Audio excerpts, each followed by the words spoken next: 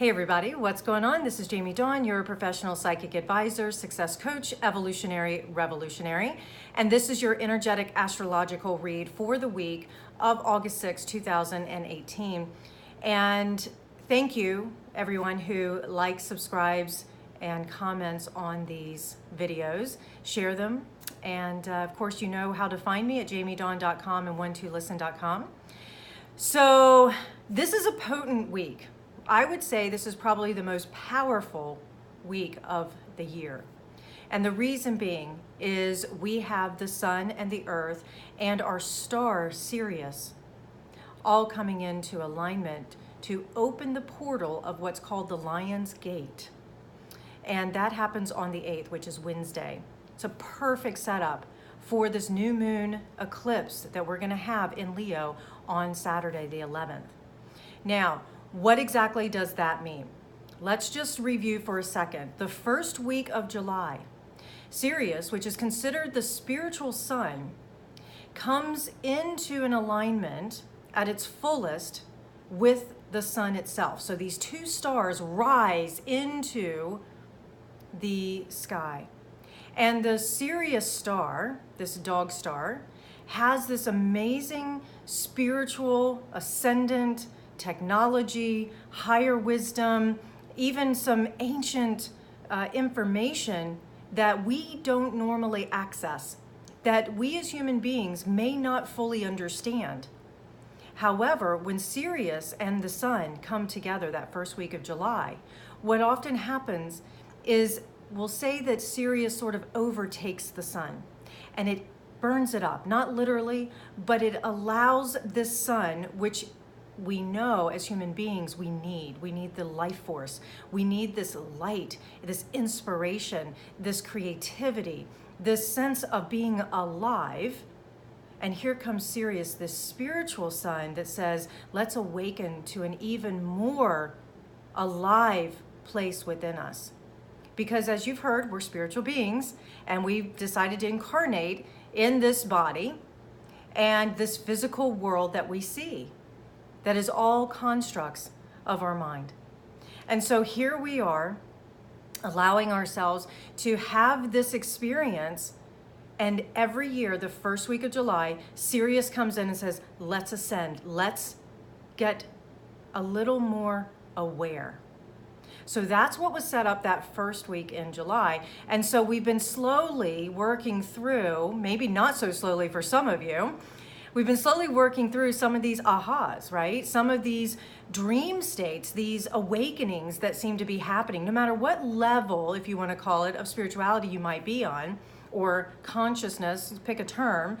There's been incidences or healing or moments where there's this sudden wow, or this sudden healing that needs to take place. Perfect for the eclipse season that we've been in, right? So here we are this week of August 6th. And on August 8th, the earth and the sun will be standing opposite each other in the sky with Sirius. And Sirius will be smack in the middle, allowing this information to be given back and forth between the sun and the earth. We are made of earth. So we're going to be receiving, we're going to be great receptors for this higher wisdom and this information. And so what may happen for us? Some of you may be familiar with what's called ascension sickness. Okay, I know I'm stretching some belief systems. However, if you have experience where you feel a little out of whack, a little dizzy, a little even under the weather, maybe you can chalk it up to allergies or colds or whatever. However, what's happening is our bodies, our physical bodies, are restructuring. Our molecules are vibrating at a different level in order to keep up with all this spiritual information that's coming in. So here we have an opportunity to meditate, to become quiet, to become open and receiving messages from a place that we wouldn't normally access. So Wednesday on the 8th is really important to have some time set aside for meditation or for quietness or prayer or dream state. Take a nap, whatever your mode of cultivating this inner stillness so that you can receive this wisdom. And it's going to be activating the third eye and the heart. And there's also another activation, the cerebellum chakra, which is the back of the base of the spine, or excuse me, the base of the head, top of the spine. And that's where a lot of the empathic energy is stored. And so here we are, we're going to be creating what I would consider to be a bit of a triangle. And we're going to be creating this energy field for us to tap into a more compassionate, more empathetic place within us. And so it's important that as we do this, that we set aside, like I say, some time for quietness, but also keep in mind, this is a good time for releasing. So if there's some residue or stuck energy, or you feel as though you're holding on to something that maybe needs to be forgiven or released or healed, Wednesday's a perfect day to do that.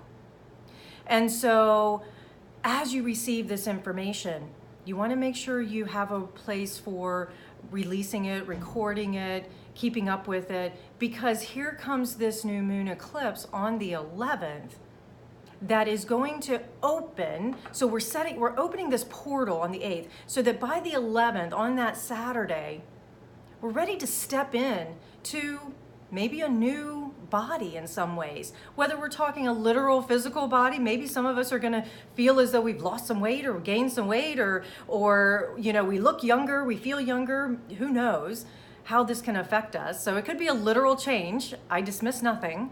Or it just could be the way we feel, or it could be an experience that we have over this weekend with this new moon. So this beautiful portal's opening for us to be able to step in renewed, rejuvenated, re-inspired, maybe feeling more alive than we've ever felt before. So, a couple of things, really important between now and Saturday, especially around this Lion's Gate. It's called the Lion's Gate because it's in Leo. We're working with the heart, and we're working with the Leo, the lion. So really working with that heart opening as the information pours through that intuitive third eye and the cerebellum chakra. So working with that energy so that we can manifest out into the world more love, more compassion, more empathy. So self-care is going to be really important. Carving out space and time for yourself. Carving out space and time to be gentle with yourself, maybe with others as well. Surrounding yourself with like-hearted people. Doesn't mean same, doesn't even mean that you guys think alike. It just means that maybe there's that energy of love that you feel. And when in doubt, put on some music, because it is the language of the heart. And I love that because look at these artists out there that get together for a cause. There's no way that we can argue and fight and be upset with each other when we're swaying to all you need is love, right? So really continue to work with opening. The other thing, besides the self-care and the nurturing, especially if you're feeling some of those symptoms of ascension and maybe feeling a little dizzy or out of your body or out of sorts, as you hear me say often, please ground yourself, okay? One of the reasons that we drink water to ground ourselves, I wish I could say this in a way that was really super spiritual. It's really so you can go pee. It keeps you in your body. Drink lots of water because it allows you to stay in your body, right? Get outside, ground yourself. It's a perfect time to go outside and do a walking meditation or to sit underneath the sun and let the rays of the sun, if you can, inspire you, infuse, integrate this energy that's coming in. Because next week, I feel, is going to be an integration week. So we're going to be waking up to this new way of being, this new way of understanding, new information that's going to be coming in. And we're going to go, what do we do with it? The answers are coming. So please be patient, be gentle with yourselves and with each other. The other thing is even, of course, staying grounded, staying open-hearted, practicing forgiveness, practicing whatever method you need in order to heal and release. And then also being willing to explore something different. Just the willingness alone can be enough for you to step into something new. So I'm looking forward to hearing about all these ahas that are going to be happening for you. I'm looking forward to supporting and sustaining the work that we're all doing with each other.